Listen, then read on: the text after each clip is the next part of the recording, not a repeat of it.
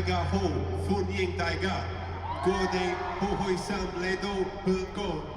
I don't mind singing for thousands of people, but speaking Cantonese is making me nervous. Coldplay's back in Hong Kong after 16 years, so I just came back from the Coldplay Music of the Spheres concert at Kaita Stadium on April 8th. So keep watching, you're going to check out my experience, and also there are some tips at the end. Now I was looking forward to the event since it was hosted at the Kaita Stadium, which is Hong Kong's new mega event venue, and this venue is very new as it was just opened in March 2025, just a month ago, and it can hold 50,000 fans, and it does have a retractable roof, so it was actually pretty cool. So Coldplay was here for 4 days here in Hong Kong.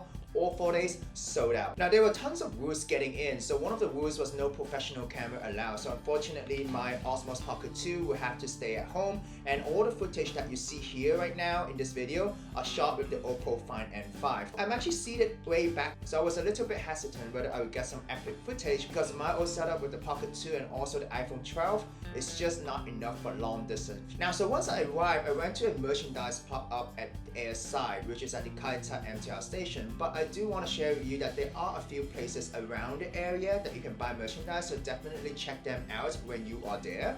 I was very lucky to get this exclusive edition of the Hong Kong t-shirt. They also have a Hong Kong poster. These are exclusive versions just for Hong Kong. Now since my ticket is the regular one, I could only get in at the venue at 5 p.m. So I got in at 5 p.m. and it wasn't really crowded, and security was not a big issue at all. It was actually pretty smooth. And once you enter, you'll get a pair of paper glasses, the one that I'm wearing right now, and also a Pixmart handband for the lights. Our first opening act was Aliana, and she was very energetic, and it was a really powerful performance. Although there were a slight technical issue at the end where the mic was not working, but overall I think she gave a very solid performance. Now being a huge Arcane fan, I was secretly hoping that she and Coldplay would perform the new remix of My Dearest Enemy, and unfortunately they didn't, but I still think it was a really amazing performance that she did. Then we have Hong Kong's Marf Yau perform. It was really great to see her representing Hong Kong and performing with her band, and I think she did a great job performing Coldplay's replay in Cantonese.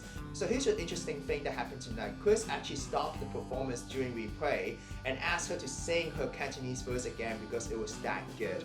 Then we finally have the main act, which is Coldplay. So according to the agenda, the performance time was 8 p.m, but for the show that I went to, they actually started around 8:30. So even if you're slightly late, you don't have to worry too much. Now before I continue, I have to shout out to Coldplay's sustainability initiative. So seeing what Coldplay represents, I don't think what they're doing is greenwashing. They truly want to make the world a better place. So before the concert, they have these really interesting games, and it was really interactive. So you buy the standing ticket, right? What you can do is that you have access to the ground area where they have electric bike and also kinetic pads, so that you can actually jump on these kinetic pads to generate electricity for the next concert, and also you can cycle on these electric bikes to generate electricity for the next concert. So it's actually a really interactive thing and pretty cool. To be honest, throughout this whole experience, I think Coldplay is one of the most interactive bands that I have seen. Another thing that I would suggest to you is to check out Coldplay's app, which is a sustainability-focused app with tour dates, games, and also eco-set. And the cool thing that I found out is that if you're using an environmental-friendly way to go to the concert venue, they actually give you a coupon code that you can use in the Coldplay online store, which is actually pretty awesome. I'm not sure if you've seen their BBC interview back in 2022 about sustainability and making this tour green. If you have not, I highly recommend you to check it out, and it was so cool to see this in action at the Kaita Stadium. Now personally, I listened to Coldplay when I was back in high school, and that's around 20 years ago, and it was so nice to see them live for the first time. So they played some classic like Yellow, The Scientist, Clock, Viva La Viva, and also some new songs like We Pray and also Good Feeling.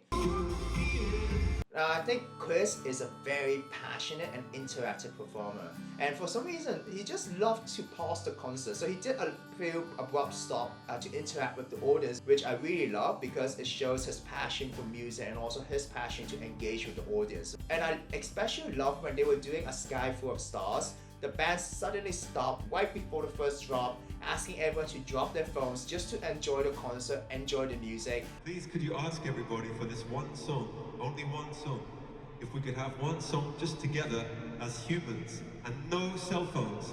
And I think this is such a beautiful thing, everyone enjoying the music without using the mobile phone as a second screen, like fully living that moment. Now close to the end of the concert, there was a moment where they kind of switched stage closer to the audience, which I think is a really nice touch. And Chris also read banners and also sang improv songs during the concert, making it like really interactive. So I have to say that the production value of this concert is extremely high and it is definitely worth the experience, but the only thing I wish was for the signature Coldplay fireworks at the end, but it did not happen because the venue had to close the roof and they cannot make an open roof to shoot the fireworks. Unfortunately, that was one of the lowlights for such a beautiful event. Now before I end, I want to share with you a quick tip. So if you can rate, the Kaita Stadium actually offers a 50% off on food items after 9:45 p.m. So before going to the concert, you can have some snack, wait until 9:45, and then you can look into buying hot food after the concert. So personally, I ate a burger before leaving the venue. I left around 11 p.m. and by then the traffic was very smooth.